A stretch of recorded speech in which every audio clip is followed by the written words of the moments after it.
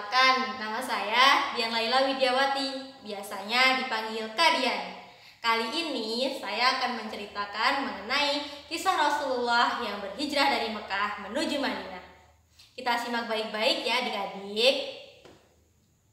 Pada suatu hari, ada seorang kafir Quraisy yang mendapat kabar bahwa Rasulullah akan berhijrah dari Mekah menuju Madinah.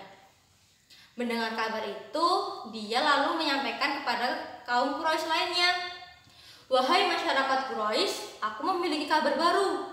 Rasulullah atau Muhammad hendak melakukan hijrah dari Mekah menuju Madinah." Mengetahui hal itu, para pemuka Quraisy melakukan pertemuan. Pertemuan itu bertujuan untuk membahas bagaimana strategi yang bisa mereka lakukan untuk menggagalkan misi dakwah Rasulullah. Mengapa ya mereka ingin menggagalkan misi dakwah Rasulullah? Karena Rasulullah itu seorang pemimpin yang handal dalam melakukan perubahan. Di mana Rasulullah berdakwah, di situ ada keberhasilan. Hal itu menjadi momok yang menakutkan bagi orang Quraisy.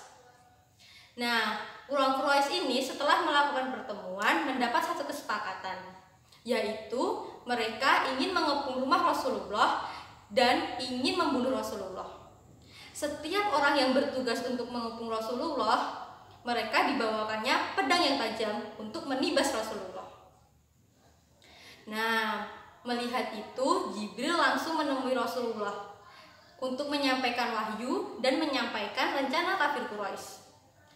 Jibril pun menyarankan kepada Nabi untuk tidak tidur di tempat tidurnya, seperti yang dilakukan Nabi sebelum-sebelumnya. Di saat yang sama, Nabi memerintahkan kepada Ali bin Abi Thalib untuk menggantikan beliau tidur di tempat tidur beliau.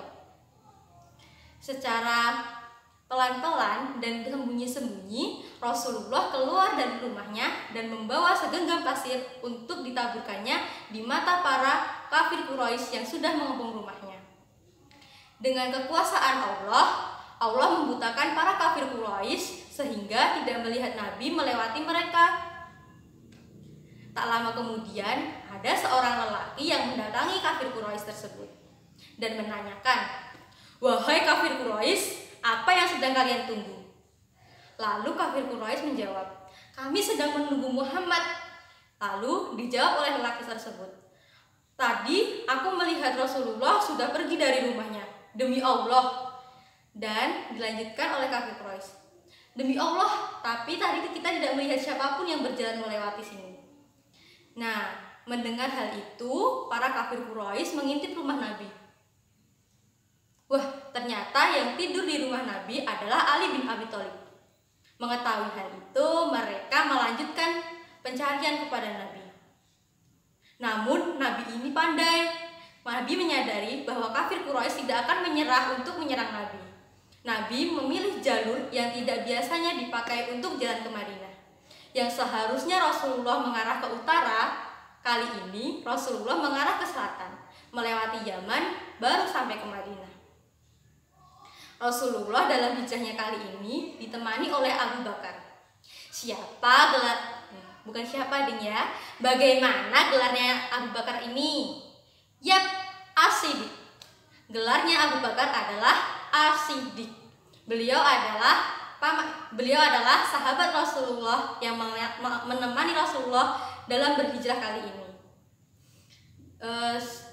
Dalam hijrah kali ini Rasulullah beristirahat di Gua Sur.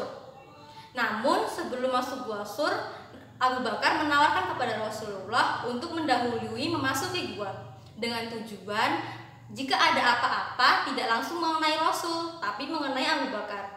Masya Allah, betapa hebatnya Abu Bakar. Tak lama kemudian, ternyata benar apa yang dikatakan Abu Bakar. Abu Bakar tiba-tiba digigit oleh seekor binatang. Dengan cepat, Abu Bakar merobek kain yang dibawanya menjadi dua. Yang satu untuk mengikat lukanya, dan yang satu untuk menutupi lubang tempat asal si binatang itu berada. Lalu setelah 3 hari di Gua Sur, Nabi Muhammad dan Abu Bakar melanjutkan misi hijrahnya.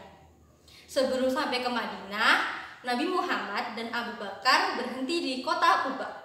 Di kota Quba, Nabi Muhammad mendirikan masjid yang dinamai dengan Masjid Quba. Masjid Quba adalah masjid yang pertama kali didirikan Rasulullah setelah Rasulullah diangkat menjadi nabi oleh Allah. Setelah 4 hari di kota Quba, Rasulullah melanjutkan perjalanannya menuju Madinah. Sesampainya di Madinah, Rasulullah tidak langsung berhenti. Beliau mengikuti ontanya untuk berjalan mengelilingi Madinah. Padahal kaum Ansor itu sudah mengharap bahwa Nabi mau bersinggah di rumahnya. Siapa ya kaum Ansor itu?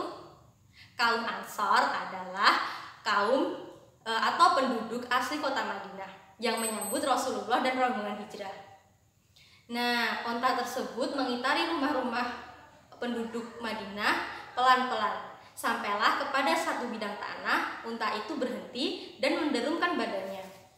Di tempat itu Nabi Muhammad turun.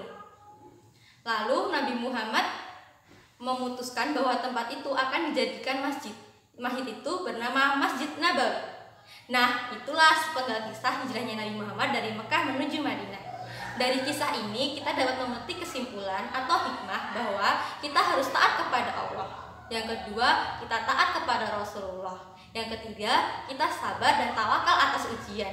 Dan yang terakhir, kita tidak takut kepada musuh yang batil.